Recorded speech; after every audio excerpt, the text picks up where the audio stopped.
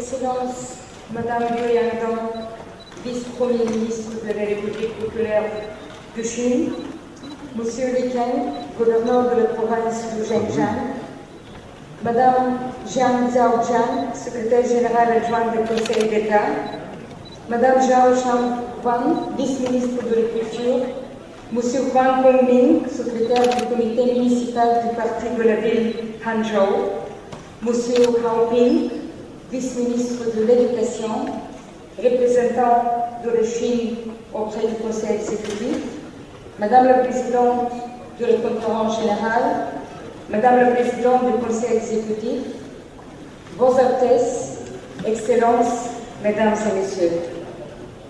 Mes premiers mots sont pour remercier le gouvernement de la République populaire de Chine et la municipalité de Hangzhou de nous accueillir.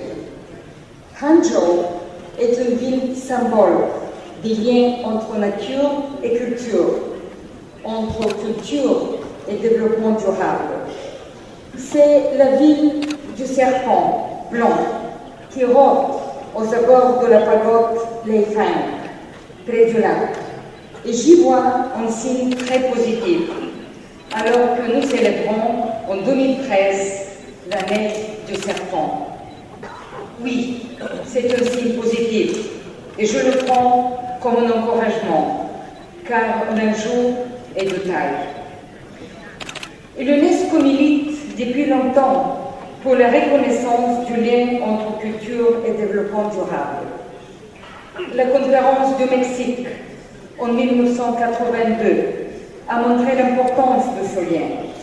Elle a donné la première vision globale de la culture au-delà des beaux-arts, comme l'ensemble des traits distinctifs d'une société, source d'épanouissement individuel et collectif.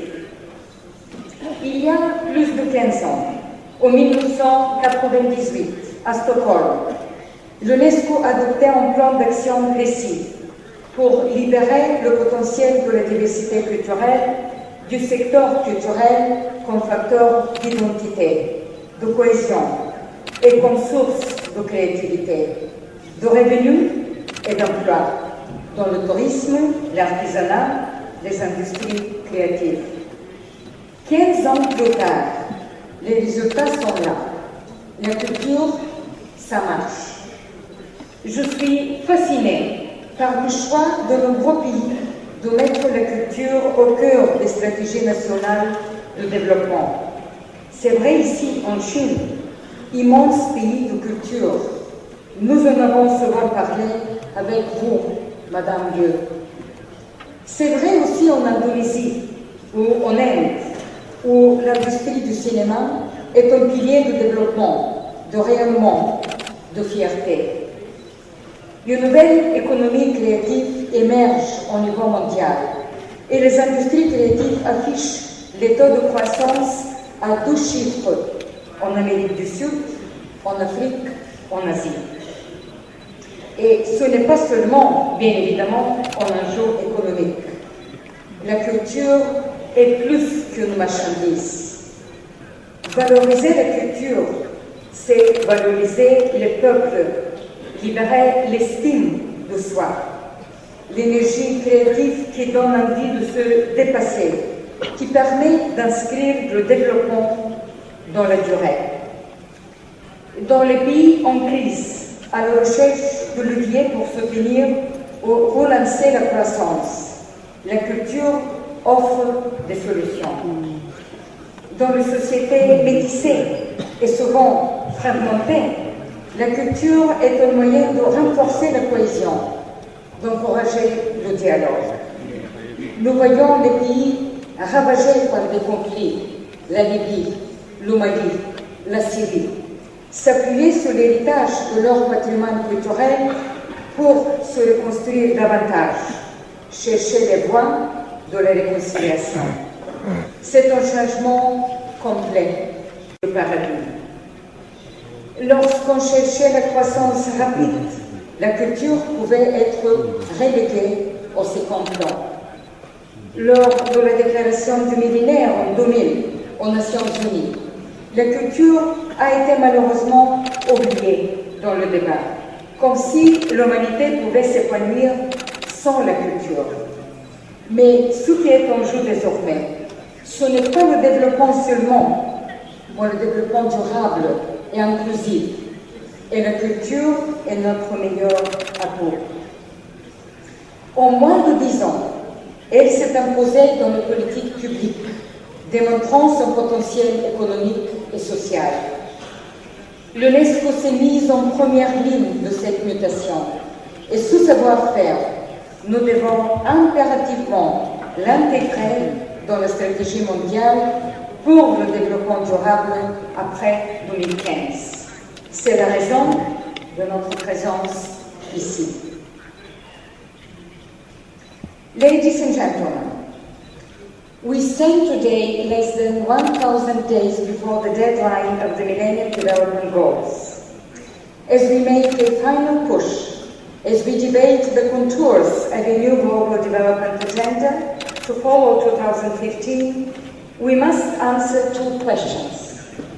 What we have learned since 2000, how we can do better. We already know some of the answers. First, we know there is no one-size-fits-all development model. It is not enough to set global targets for all. We need to adapt to each individual context. We have seen many well-intended development programs that failed because they did not take into account cultural settings. A culture-informed approach is an essential enabler of sustainable development, and it must be an overarching principle for all development efforts. Another lesson is that development has not been people-centered enough. To mobilize people, we need to build on their culture, because culture is what makes us who we are. There can be no full ownership, no full participation of development strategies without the full integration of culture. This was recognized in the outcome documents of the 2010 Millennium Goals Summit. In 2006, culture was mentioned in less than 30% of United Nations Development Assistance frameworks. This has risen about 70% nowadays. The United Nations General Assembly has adopted two major resolutions on culture and development in 2010 and 2011, with the support of many countries, especially Peru, Argentina, Cuba, and the People's Republic of China. We need more such leadership today. People everywhere are calling out for this, especially in the most of the difficult situations. In Haiti, after the earthquake, I remember a young woman who had lost her home, who came to me to ask UNESCO to protect the citadel as a symbol of identity and dignity of the country. I have seen this in Borobudur, in Indonesia, after the eruption of the Mount Merapi in 2010, where the recovery of the temple has helped revitalize the local economy. The demand for culture is growing. This calls for better policies, stronger tools, sharper statistics, and better trained professionals. We must respond to this call. With our partners, UNESCO has developed many tools to do so. The results of the 18th major projects on culture and development, part of the Millennium Development Goals Achievement Fund, financed by Spain, are there for all to see.